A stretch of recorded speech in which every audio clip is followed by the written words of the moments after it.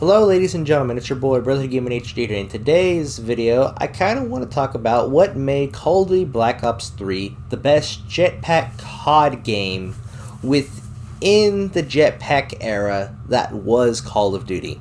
And to be honest, for anybody who butchers me in the comments, I know this is not Call of Duty Black Ops 3 gameplay, I am sorry.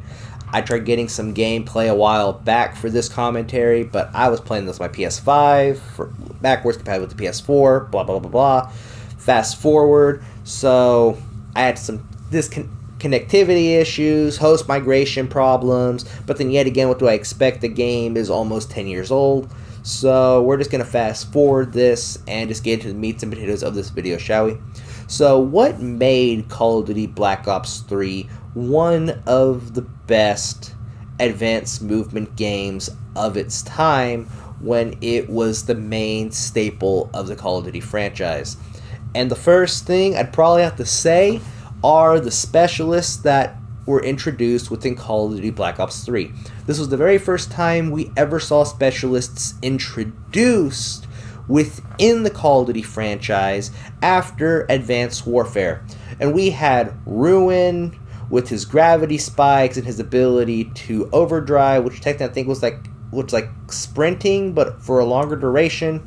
We had Outrider with her bow called the Sparrow and her vision pulse, which technically I called legal wall hacks. Prophet with his classic Tempest. Battery with her annoying War Machine. Seraph with her freaking Annihilator revolver. And maybe one of my favorite specialists here within Call of Duty Black Ops 3, it had to be Nomad with the Reject ability, because I was able to come back to death, technically the equivalent of Final Stand.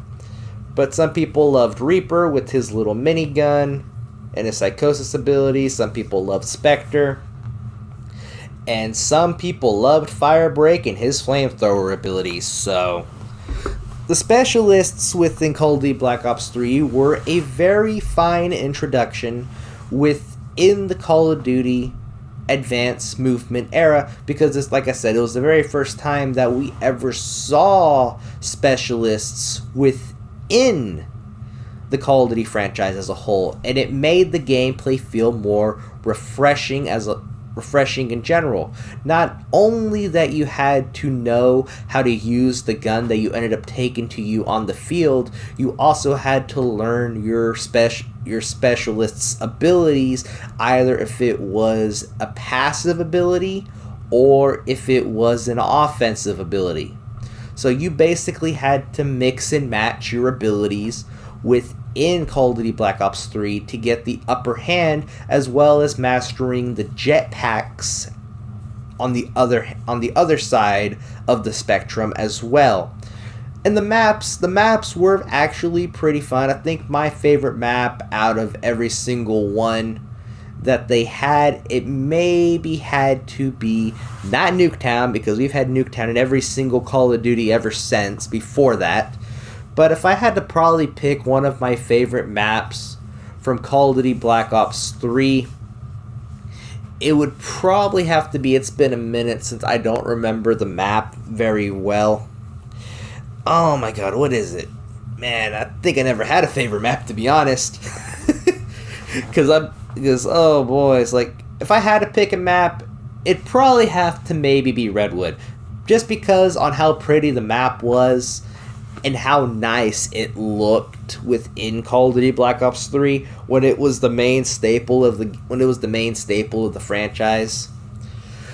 But the advanced movement within Black Ops 3 is what made it so unique in its own way, because Treyarch, they already know how to master and how to balance the combat and gameplay when it comes to just boots on the ground. But the way that they managed to handle that ability with wall running, wall jumping, jet boosting, alongside mixing it with the gameplay, it made it unique. It made it more fluent than what we had with Call of Duty Advanced Warfare. With Advanced Warfare, you pretty much only boosted up, left, right, back, or forward, depending on which direction you wanted to go. But with Black Ops 3, you had more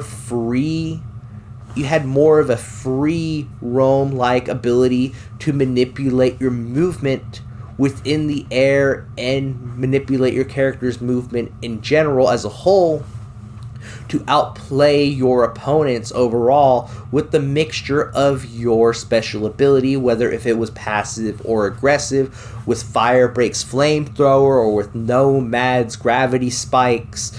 You had different ways of outplaying your opponents, which made the game much more fluent and way much more different compared to what we had with Advanced Warfare. With Advanced Warfare, you really didn't have very much to work with because that was technically the very first time with Advanced Warfare made by Sledgehammer Games was the very first advanced movement game that we had. But somehow Treyarch, I do not know how, Treyarch managed to find a way to perfect the balance between jetpack, gunplay, and gameplay overall. They managed to figure that out all together and perfect it to a T, which later on ended up coming Infinite Warfare, which ended up becoming a copied and pasted little brother of what Black Ops 3 was as a whole. But overall, Black Ops 3 is reason why Black Ops 3 was one of the best advanced movement games was mostly because of the fact that Treyarch knew what the hell they were doing. Treyarch knew what the Call of Duty community wanted, and they perfected it on it, as well as combining the different types of specialists' abilities and combining it with that jetpack movement and what made it so original and creative in the first place. But what are your overall thoughts? Do you think Black Ops 3 was the best advanced movement game, or do you think it was Infinite Warfare or Advanced Warfare? Just share your comments down below. It's been your boy, Brother Hideo and Share Ready. Please don't forget to subscribe, like, and hit the bell notifications, and I will catch you in the next one. Peace out and goodbye.